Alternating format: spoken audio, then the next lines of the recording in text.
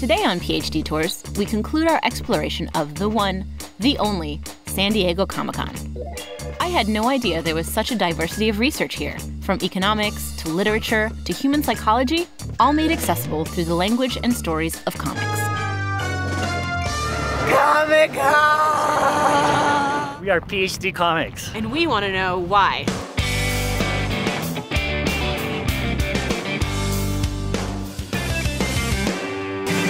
My focus is in organizational communication, specifically volunteers in temporary organizations. So I took Alfred and tried to determine what his parenting style would be based on how Bruce acts and how he acts towards Bruce. I'm particularly interested in how the comic book industry works with the film and the television industry, what kinds of negotiations have to happen when you're taking something from comic book to live action, which recently you have done. I'm working on graphic novel-based thesis that comes from ethnographic research. The research that we do is to bring evidence-based research into mental health care. How do we understand psychoanalysis through popular culture, Marxism, postmodernism? My main area is superheroes. Superheroes, secret origin of the genre is about. Basically use fictional characters to teach scientific fact.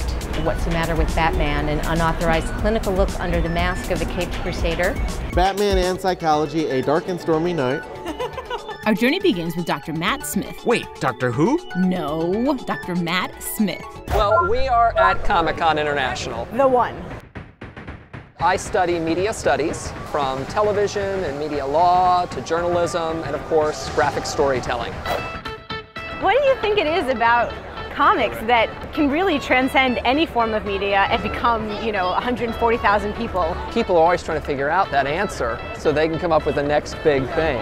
Comic book characters have a quality of accessibility to them that many other media cannot produce successfully. Comics are easily digested by people of a variety of ages, highly accessible to young readers, and so people very early on can begin to identify with those characters and build a positive association with them, one that retains in many cases throughout their lifetime. Yeah.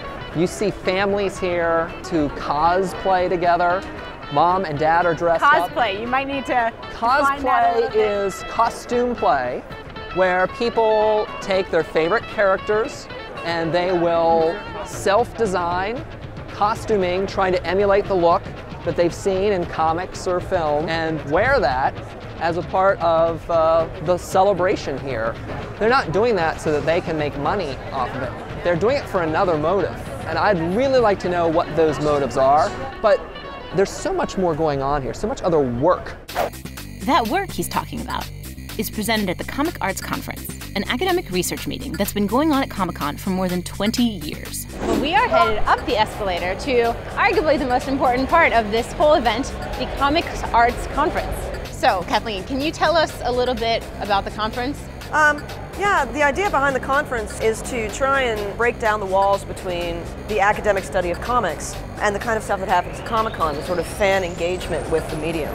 It's also an opportunity for us as academics to present our work to people who are not necessarily always living in the rarefied atmosphere of the ivory tower.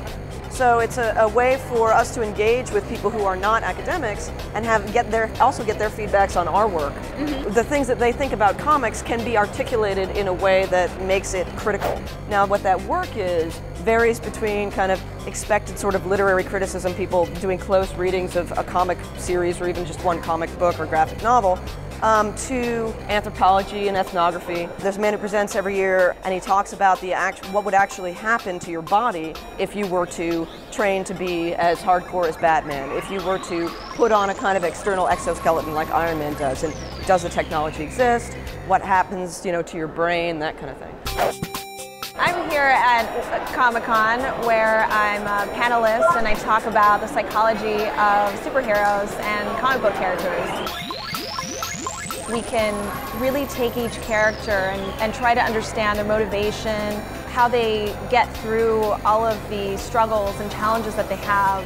How does one maintain their, alter egos? So there's a ton of psychology in comic books. Do you think you could be able to take, the stories and the successes of the superhero world and then bring it back? I worked with soldiers who have returned from Iraq and Afghanistan, and I found that there's actually a lot of great similarity between superheroes and soldiers. They've encountered so much physical stress, psychological stress, and yet they continue to endure, they continue to be resilient and get up every day.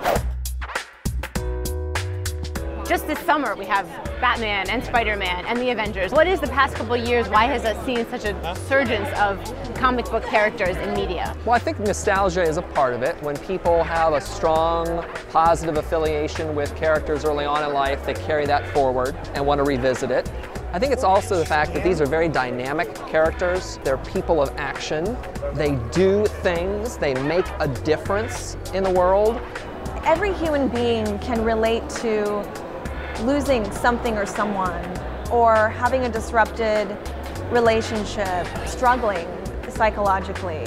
I've had people tell me they love Star Wars, and so we'll talk about Anakin Skywalker and how, you know, he's had to deal with all these sort of disrupted relationships and connections, and he went from good to bad, and how can he get back to, you know, there's all these great analogies. That's what makes these characters believable, and we're able to connect to them.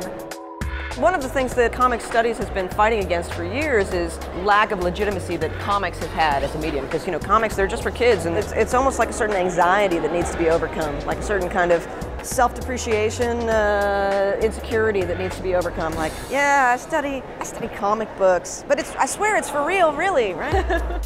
One of the things that I'm particularly interested in is the issue of political economy. We have industries that create popular culture. The industry pushes products out, asks us to consume them and accept them, but in other ways we also pull certain products towards us. The culture makers are trying to get a sense what's working and what's not working. Yeah, you knew you loved these comics for years and years, and you always kind of felt bad about it, and your mom's attic with the long boxes, which you don't tell your girlfriend. Stop feeling ashamed of yourself. There is something here that is worthy of study and worthy of love. I do ethnographic research in hardcore gyms with physique athletes, steroid users. It's based on anthropology, ongoing interviews, I follow people around. So your field work is gyms? Yeah. Bodybuilding shows. How does that relate to graphic novels? Some of them are just plain technophobic because I'm actually dealing with drug dealers and stuff like that. And they do not want to be recorded, and certainly not doing that. So I started drawing them, and I started doing these little short comics with writing. So now I'm compiling all of it into like a larger graphic novel that has like one plot line with all of these people. So your thesis is going to be a graphic novel? Yeah. So we're gonna see if we can do a little clinical psychology, just impromptu Batman.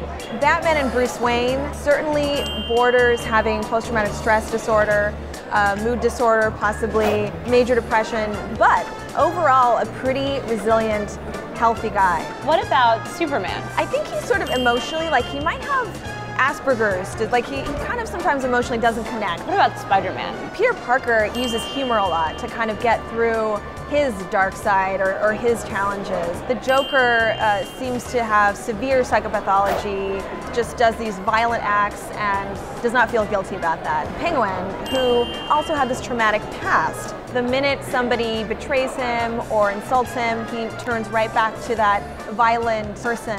Yeah, Aquaman, I don't think anyone cares.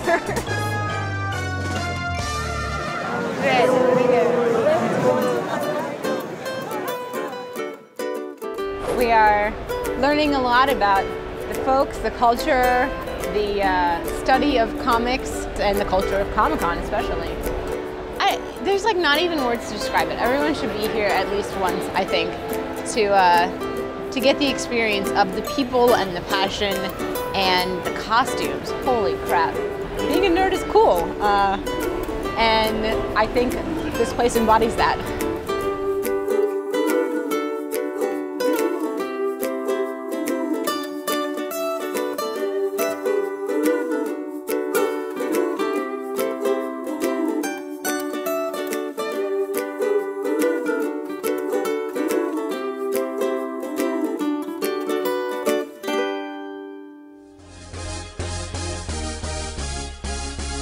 Gonna party in the car night.